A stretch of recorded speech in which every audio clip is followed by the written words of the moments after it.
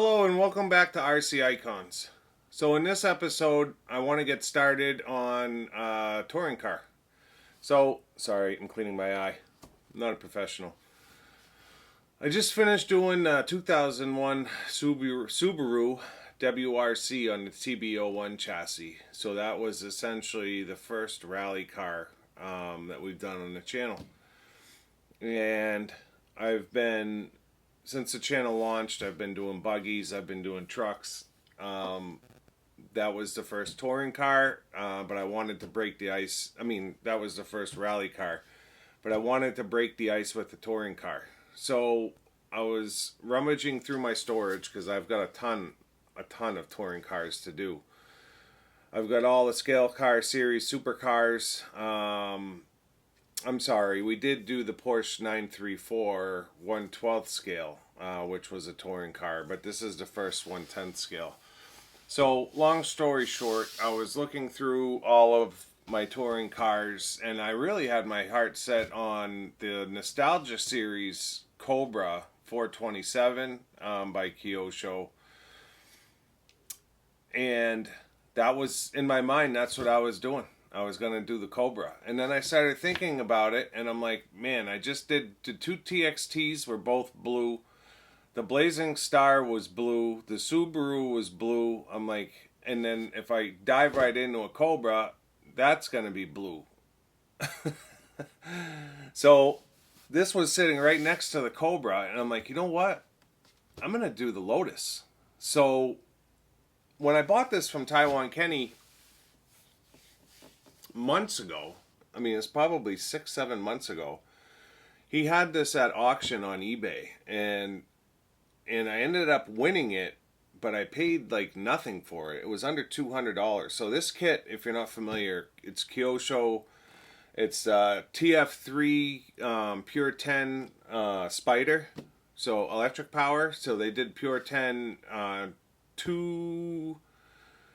two speeds in a gas power, and then they did the EP, the electric power. So this is the EP Spider TF3. So it's touring. Geez, now I'm gonna forget. Touring Force, maybe third version. Yeah, Touring Force Type 3. So it's their third version. So this is FRP.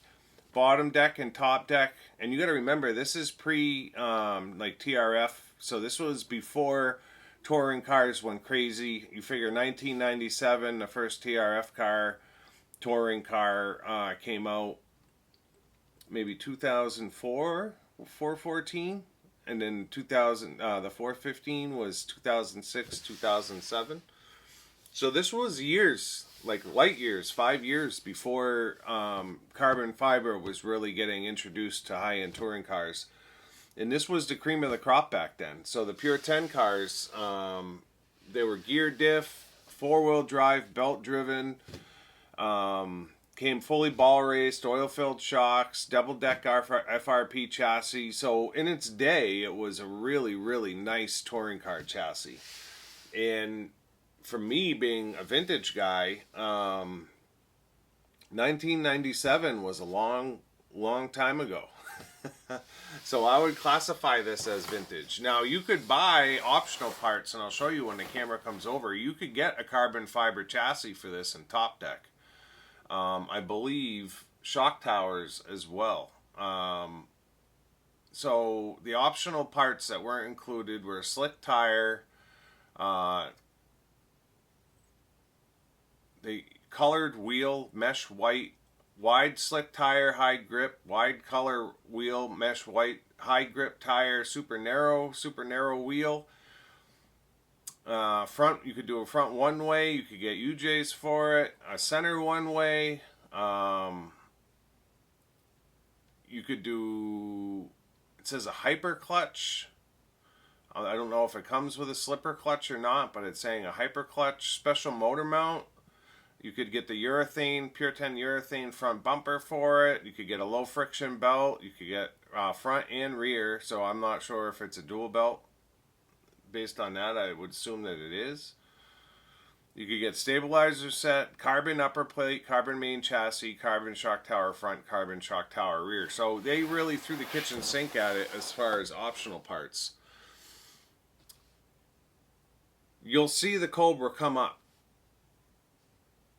sometime in the near future, because I mean, the Cobra is unbelievable. It's a great model, and you hardly ever see it in electric power. You always see them in gas, and I've got an electric one. Ironically, it came from Taiwan Kenny as well.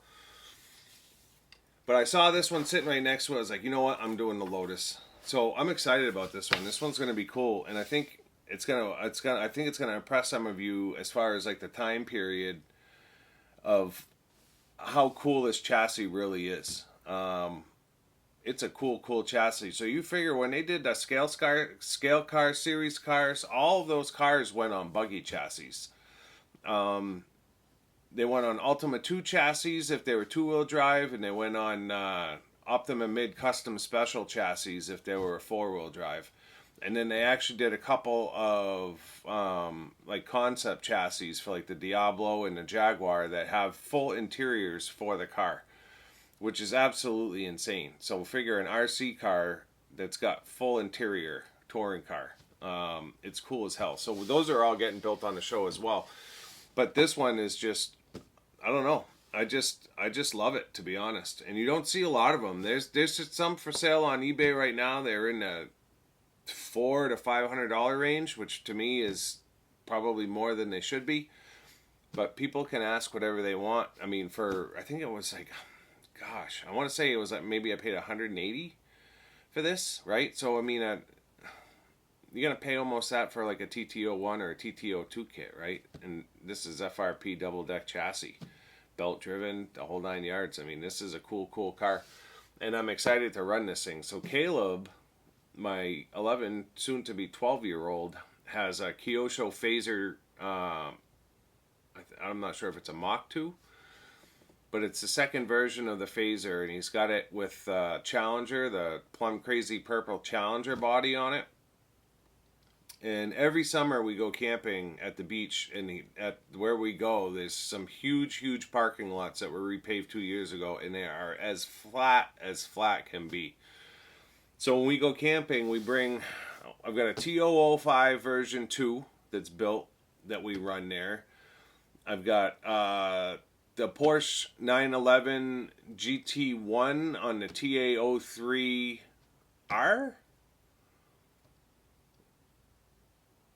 Might be an RS chassis. The white street version, we run that Porsche there. And then we run the Kyosho Phaser there. And the Kyosho absolutely dusts the Tamiya's, although both the TA05 version 2 and the TA03 911 GT1 are absolutely awesome cars. If you can find a big parking lot that's nice and flat, those cars absolutely rip. And they handle. They are like on rails. But you can just see the difference between the Phaser and those particular models. And I'm really hoping that this from 1997, basically 20 years prior to that Phaser coming out, this thing is, I'm just hoping that this thing will keep up with it, and that I can throw some power at it to the point to where it reacts like his Phaser does, because that thing is just a beautiful car. For a modern day car, it's absolutely just runs gorgeous, and that's what I'm looking for. At some point, we'll get the other scale car series cars done. My Testarossa is done only because I bought a new one when I gave Ari the kit that I had, and I haven't run that yet either. But those are buggy chassis, and you figure that the design behind those chassis was based on off-road buggies. Not to say that they're not good cars, but I just have a feeling this thing's going to handle like it's on rails. So let me bring the camera over. We'll take a look at, there's not much of a kit presentation, right? This is when everybody was making the shift from, the wow factor at the counter to seeing it online.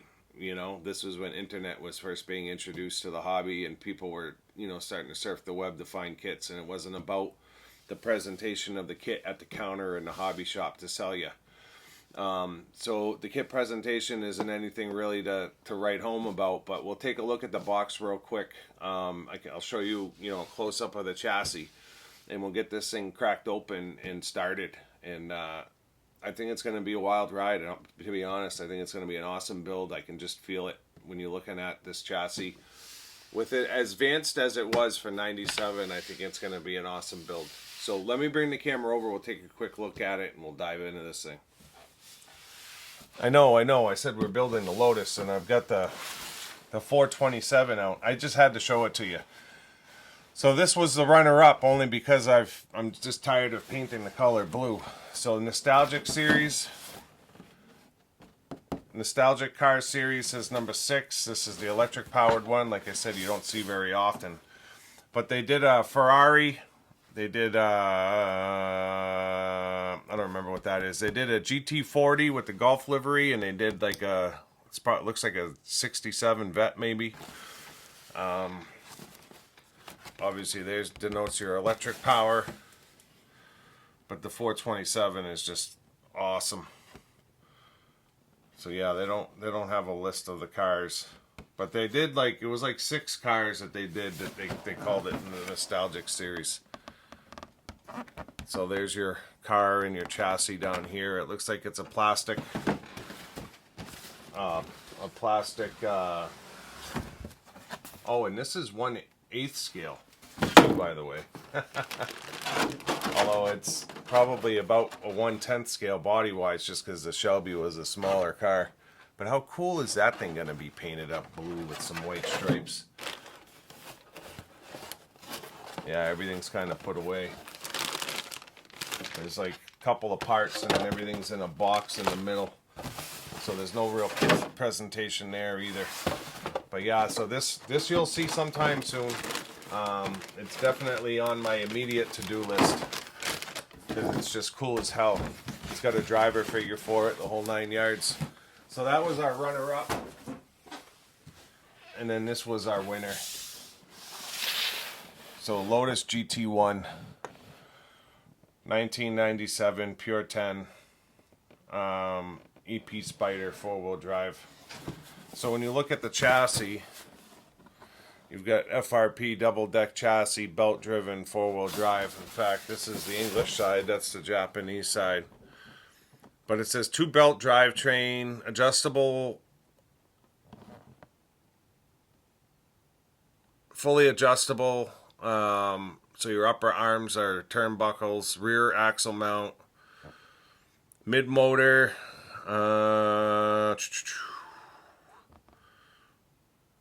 slick pattern tires, quick clip battery holder, and then over here, this is where it shows the carbon fiber chassis with all the hop-ups. That's your pink urethane bumper. But this thing is going to be a fun one, not only to build, but to run. So when we open it up, our kit presentation, we've got our manual, a bunch of, looks like tire foams. Manual feels thick. I'm not sure if the decals are in there. There's our wing. It's actually a good sized wing. We've got our Lotus body, which I'm not sure if it's got protective film on it or not. It looks like it might. It's thick. It's not your thin. Yeah, it does have protective film. So a lot of detail in the body. Looks like there's headlights or tail lights maybe. Some kind of light that's built into the front sides. It's like a light bucket. Maybe it fits inside. And then our center box. And then this looks like just foam. Packing foam under the other box. So when we open this baby up, everything else is going to be in here. Our white 5 stars, slick tires, arms, plastic parts.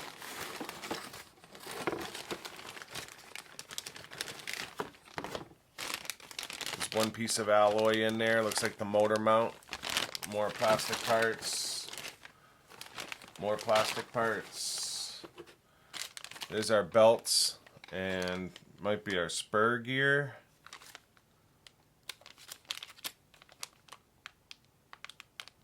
Just says form on it. Doesn't give me a tooth count. But it looks like our spur gear. Our double deck FRP chassis. So you can see it's kind of an odd shape.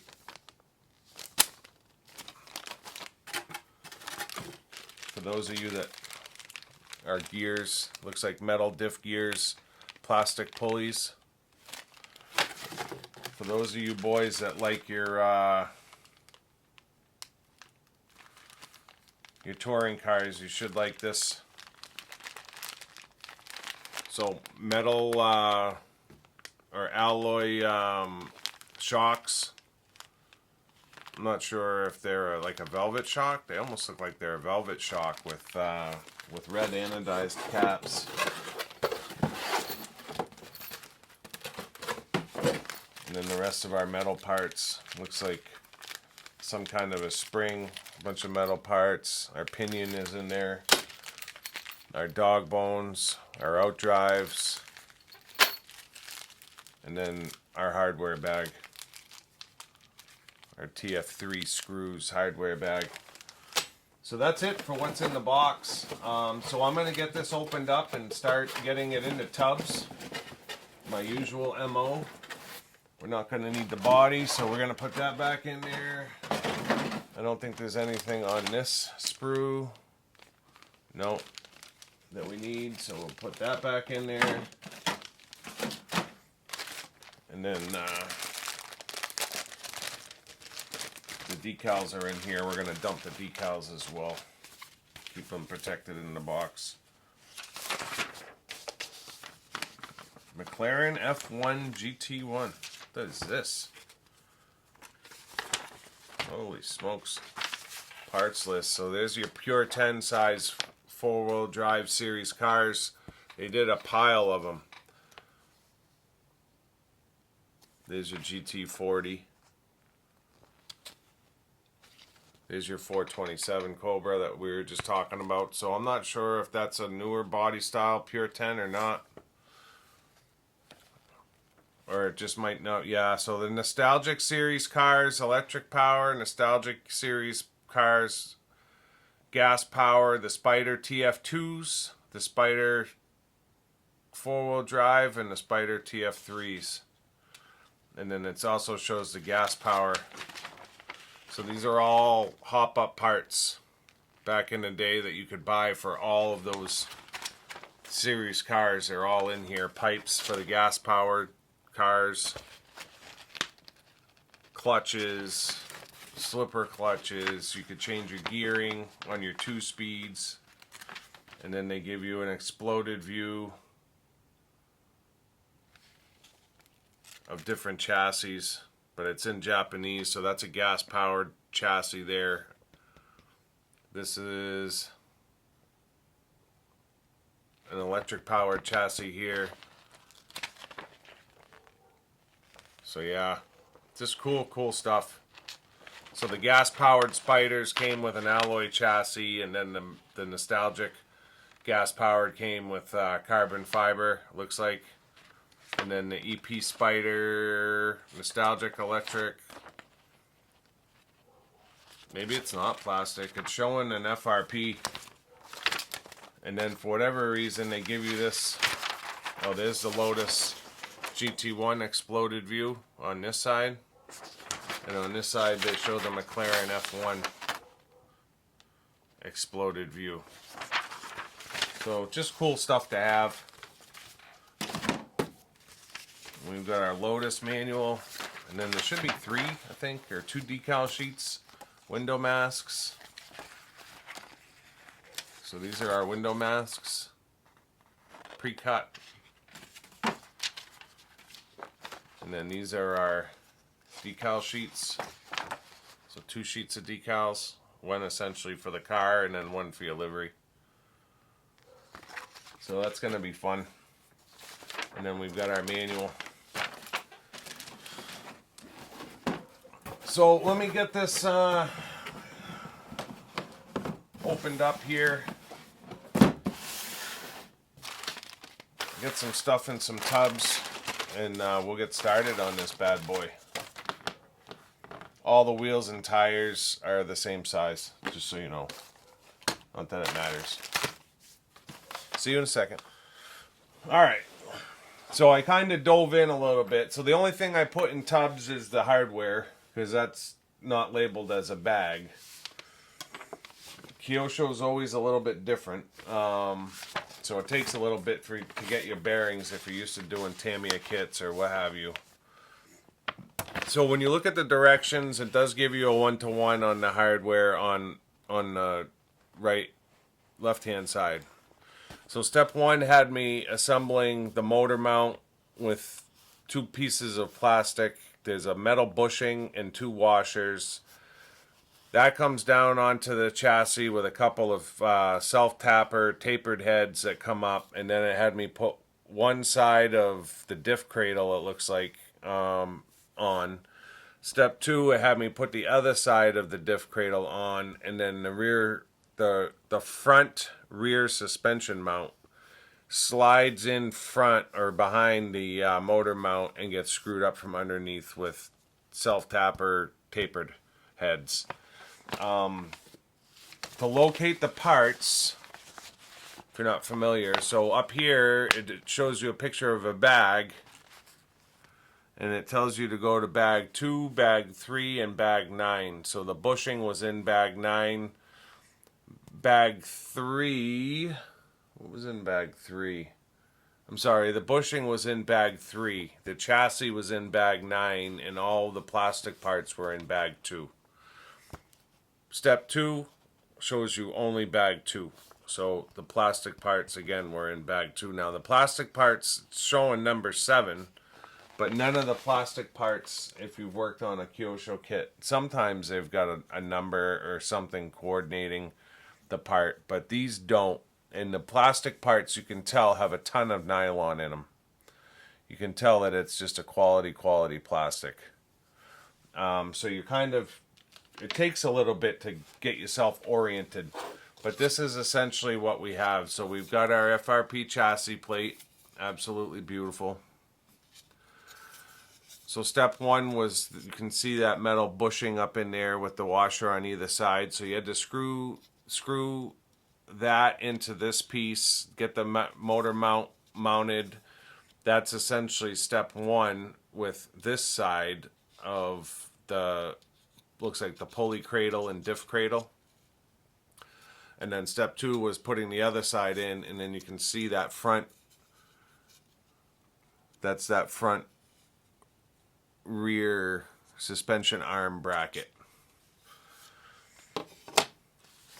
And it says that it's marked R for rear, and that one is marked R because there's another one here marked F for front. Looks exactly the same. So we're moving into step 3 with the F marked one, and the front looks like the front pulley cradle. Again, all coming out of bag 2. So when we look at bag 2, we've got the F marked one.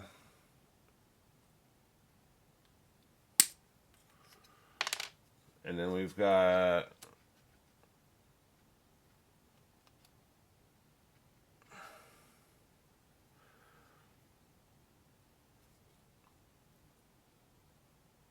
yeah, it looks like this and this.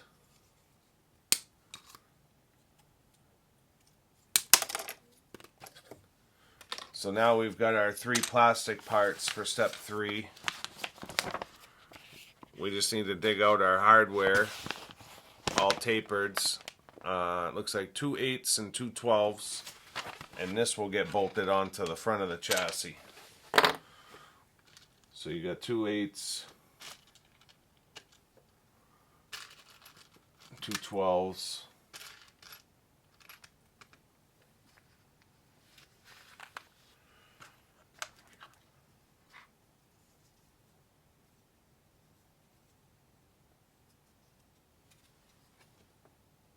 Looks like that one goes there. This one goes here.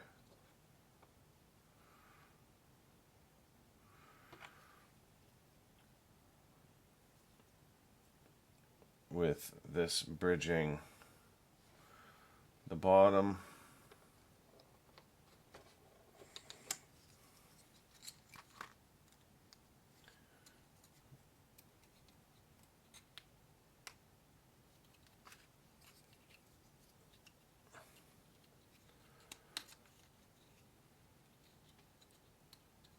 The precision on a Kyosho is absolutely gorgeous. So it looks like the 12s are running through to the suspension bracket.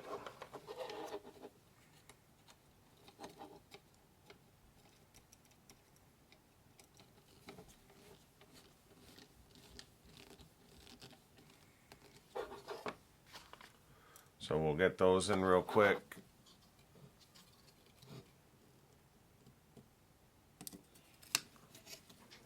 And then there's 2 8s in the front that need to go in real quick. And that will be step 3 done.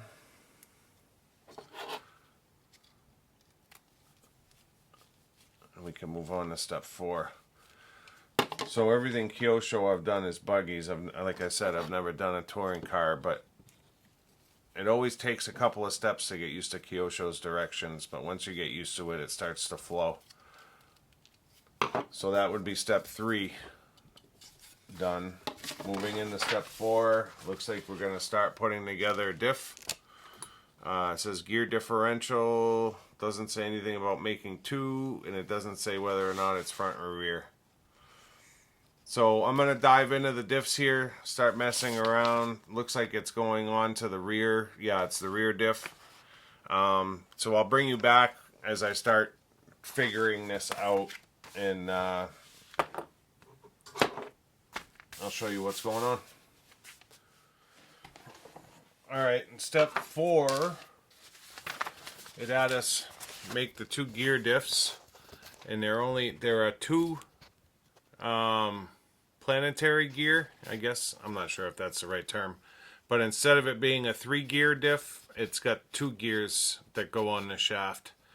Other than that, it's the same kind of deal. So I made those 2, and then it had me put the bearings and drive cups on, outdrive cups, and then it had me put this spur gear together with the 2 belt pulleys. All went together fairly simple. So there's your spur gear, and it does not say what the tooth is. I remember checking. Oh, it's a 7, what is it, 94? 94. So it's a 94 tooth spur. I checked the fitment in the actual cradle, and it fits perfect. And then in step 7, it has me putting the belts in.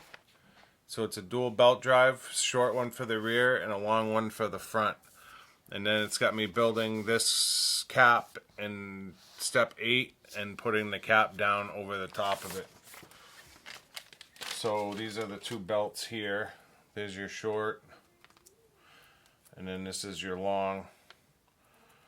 So I'll get that put in, and then let me just get this tie off. And then it has me in step 9. Looks like getting the front diff in. So I'll get it to that point, and then I'll bring you back real quick, and then we'll start moving on to, looks like, battery compartment. We're going to have to get a motor out for this. I'm not sure which motor to use. I do have a bunch of vintage Kyosho motors, but I'm not sure if I have anything that's period correct. And then once the motor's in, it's got me getting into arms. So let me keep pushing forward here, get the belts in, and I'll bring you back in a second. Alright, so we got the tops on, the diffs and the spur in the rear and in the front. It's butter smooth. And then it had me make the battery brackets. These are one piece. They just flexible plastic that fold over. They come around and screw into each other to make the end. It's a little bit, I don't want to say it's flimsy, but it's flexible. and then you put 2 screws in, fold it down, put 2 screws in, and then you do the other side, and then this side is the catchment so that you can open it. So you slide your battery in, bring the door down, and then lock it in. So they are a little bit flexible. I don't know if that's a good thing or a bad thing. So the next step is getting the motor and pinion in. So I need to figure out, it says bag 6.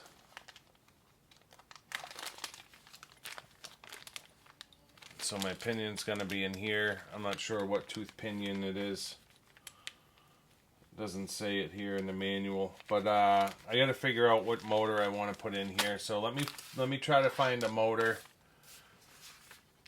With it being an on-road car, I'm not sure what to throw in here. I do have a bunch of different motors, but I'm not sure if they're buggy motors. I've got a 240 ST. I've got, what's that one?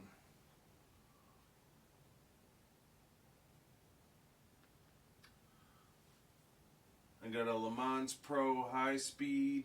I've got 600Es. I've got a 240T.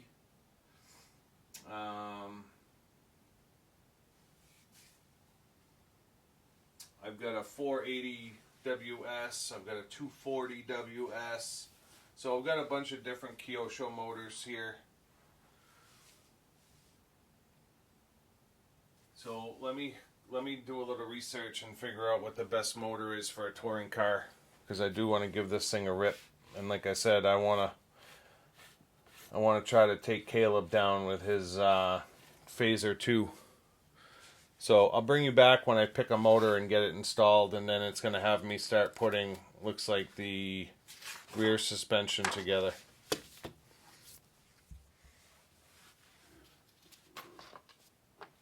So when I left you last, I was talking about which motor to put in, and I decided no motor. I want to do some research and figure out what I want to get a period correct motor in it. So I decided to move forward.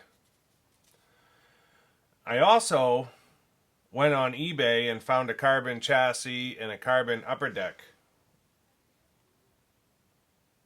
I haven't ordered it yet. I'm not sure if I'm gonna, but you know how I am. I love the bling, and I always spend way too much money on this stuff, but I can't help myself. I'm an RC addict. So I moved forward. You can see, obviously, there's a rear end on the car. Step 12 had me make the rear shock tower. Very simple. You get your shock screws through with a nut. You get your upper arm, adjustable arm, ball ends on, and then it just screws into the rear housing, diff housing with 4 screws. Then it had me make the left and the right rear uprights, bearings inner and outer. It had me put the hex hubs on, and it had me put the wheel nuts on. So I made those up. Then it had me mount those to the arms with a couple of pillow balls for the shocks. Pretty easy. I didn't want to take you through a step-by-step on this. It just takes up so much camera time. Then it had me mount each arm set on either side. There was a plastic shim. Pin slides through, and then there's just a retainer in the back with 2 screws that go into the rear bulkhead. That gets your arms on, and then it had me make up 2 upper arms here. Snap in the pillow balls, put the axles in, and mount those. Now the only issue I had, this shows the screw going through from the back. I must have mixed up my left and my right when I assembled these. I thought I followed the directions, but my screws are going in from the front instead of from the back. Not a big enough deal for me to be ripping the whole rear end apart and swapping them. Everything seems to be correct. I'm hoping that it is. Again, I've got my pillow balls on there from my shocks, so everything should be kosher and everything is nice and loose. So now it's got me essentially repeating the process. Front shock tower, front uprights with C-hubs, mount to the arms, mount to the front bulkhead,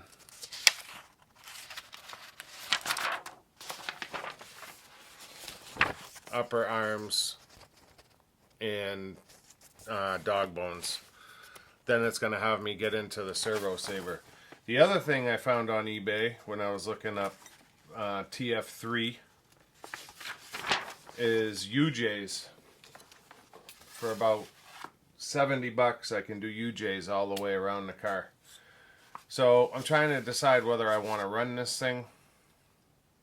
I mean, essentially I put UJs in it, carbon chassis, carbon upper deck, and it's essentially a, I don't want to call it a TRF car because it doesn't have the alloy, but it's literally right there.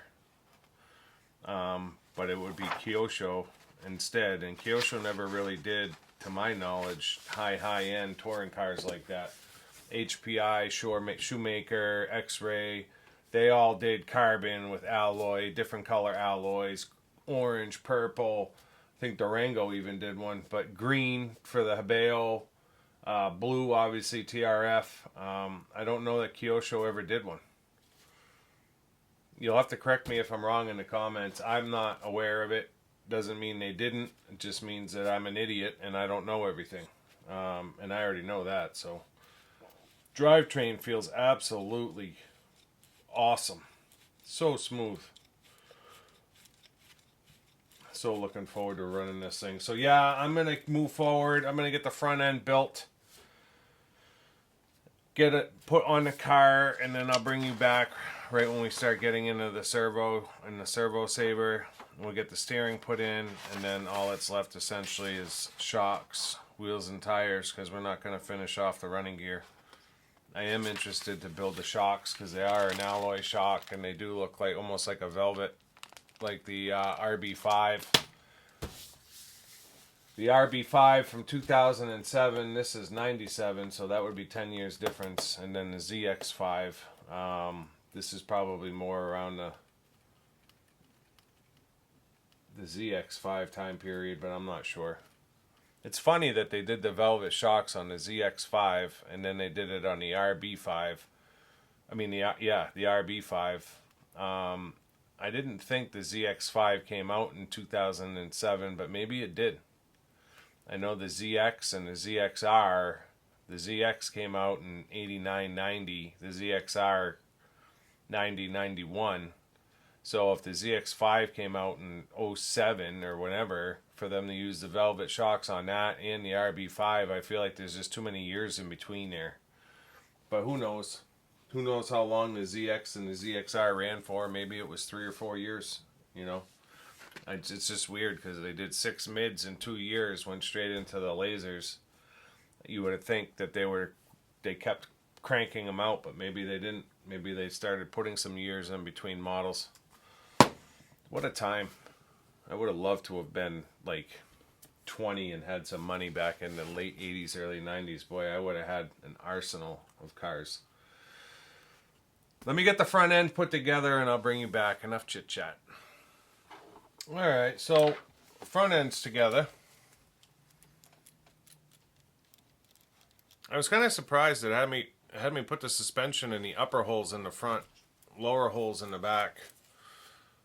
Looks normal in the back, but in the front looks like it's dropping the chassis. Almost like the car is going to have rake to it, being up that high. It looks square. You just got to trust in the directions, I guess. But yeah, everything feels nice and smooth. So we're moving on to step 22, which is building the servo saver, and then getting the servo saver into the arm, steering arm, which is alloy, right? And then we're going to get that into the car with, looks like 2 steering arms to connect the front end. And then once that's done, it has me getting into servo.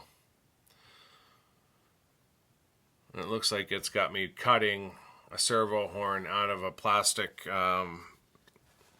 X horn, I guess.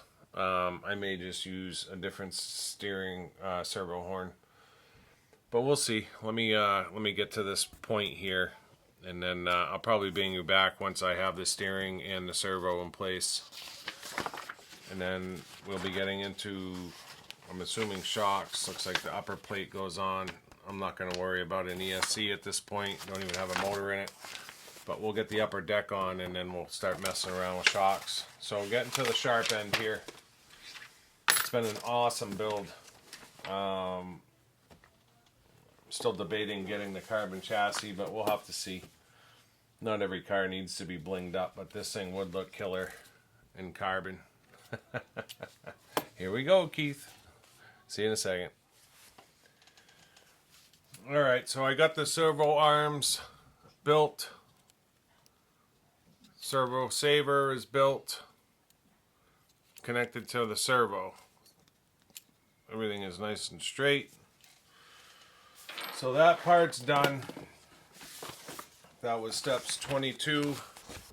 Building up the spring. Pretty simple servo saver, and then you just bolt up the arms. The one thing I did do, so it had 4 of these plastic bushes to make up the steering. I put 850 bearings in. Other than that, it's standard procedure. So the next step is actually the radio plate. Usually you would put your electrics in first, but I can always pop this off after.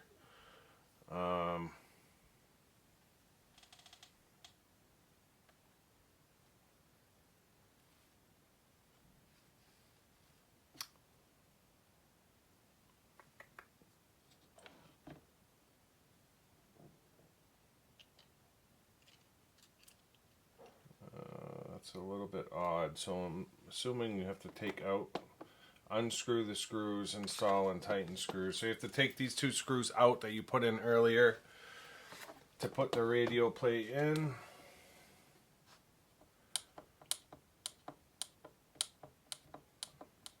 Oh geez, you gotta take the steering screws out too. That's kind of a pain, but whatever.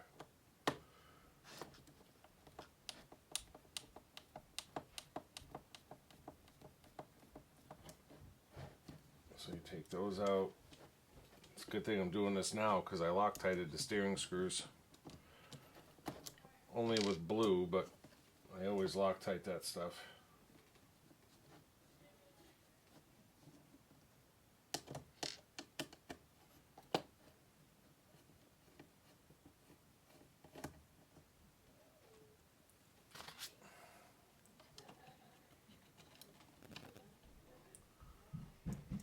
Slam them back in here real quick before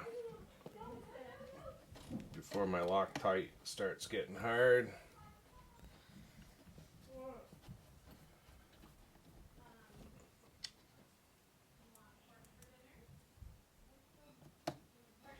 And then there's 2 screws you have to add in the back that I don't have out yet. But essentially, I'll show you real quick. This is what it looks like done. And then I'll put the 2 rear screws in. And then the next step is the shocks. So I'm going to just move into the shocks, get them built, and I'll probably just bring you back with the finished car at this point. What are they? 3x8s. So they're going to be this one and this one.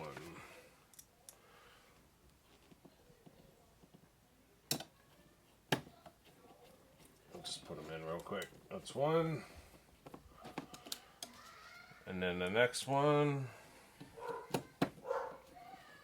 Sorry for the dog barking in the background. The kids are horsing around downstairs and my door's open down there, so you're hearing everything. So there's the upper deck in. So the next step is going to be shocks. So I'm going to get those built. I'm going to get them on the car. I'm probably going to get the wheels and tires on the car, and then I'll bring you back just for a final look over. And then that's going to do it. We got body pins to put on too, but no big deal.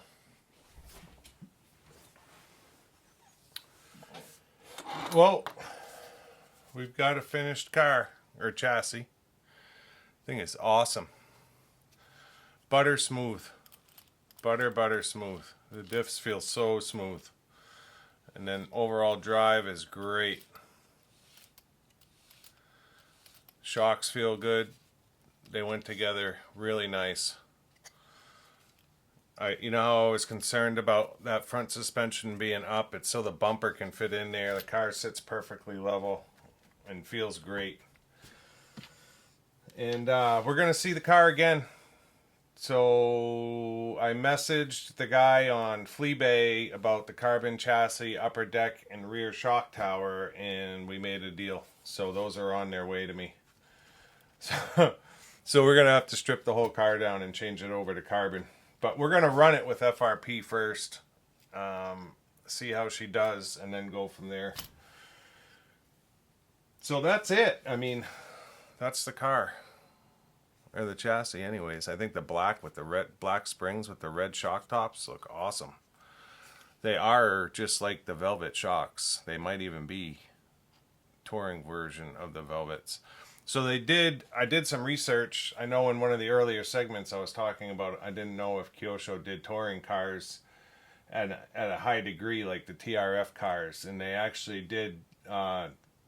I'm not sure if they did between 3 to 7, but they did. I know they did a TF7, and then they did the R series, and the R series came hopped up. So all the hop ups that were available on the box came with the R. So like you can buy a TF3R, and it's all carbon already. It has all of the upgrades already.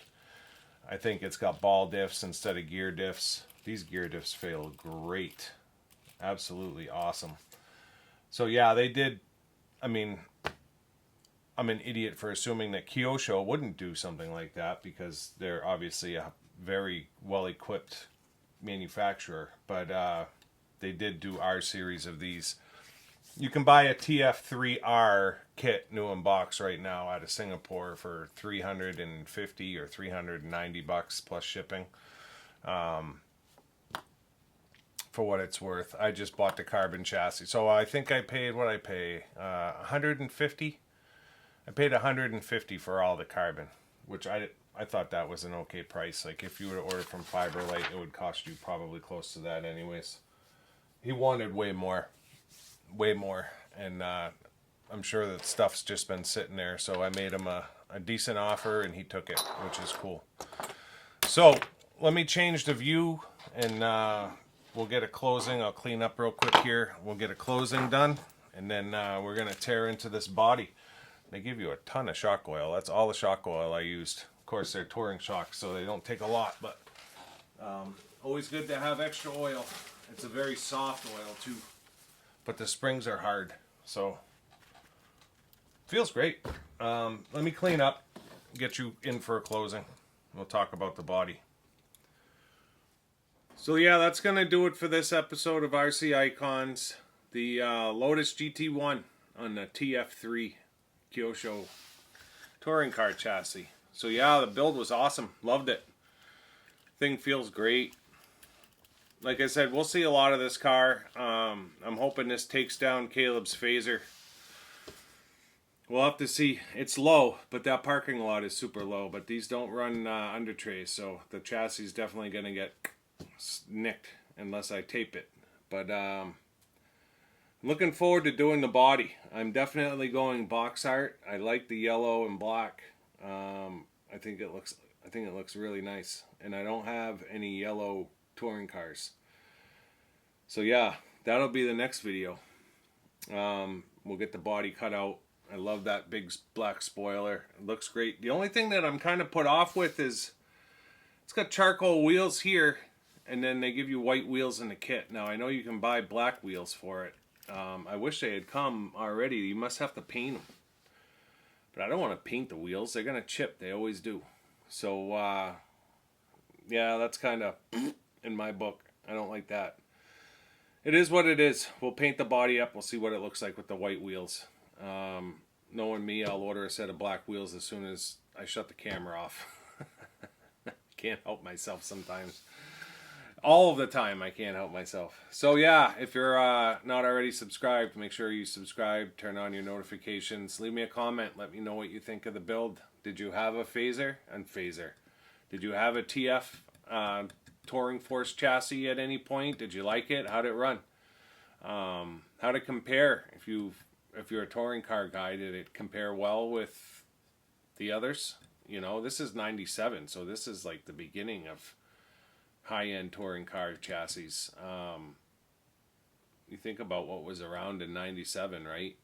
Not a whole lot. Nothing TRF. For Tamiya, it was TAs and TBs. Those were your touring car chassis back then. 99, the TB01 came out, right? I'm not sure if they use those on touring cars. They must have. I know they used them on the rally cars, but that started in 99, right? So you compare a TB to this, night and day. Night and day.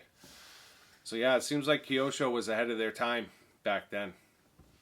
Although I think they were anyways with a lot of things. We think about the Optima in 84, but I'm going to get on a rant, and not a rant, but a tangent, so I digress.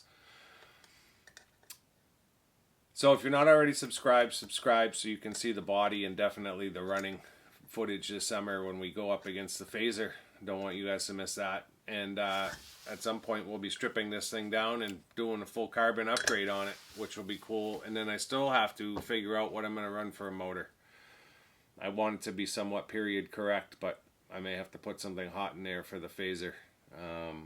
We'll have to see. But that'll do it for today. Thanks for tuning in, and until next time, we'll see you soon. Thanks.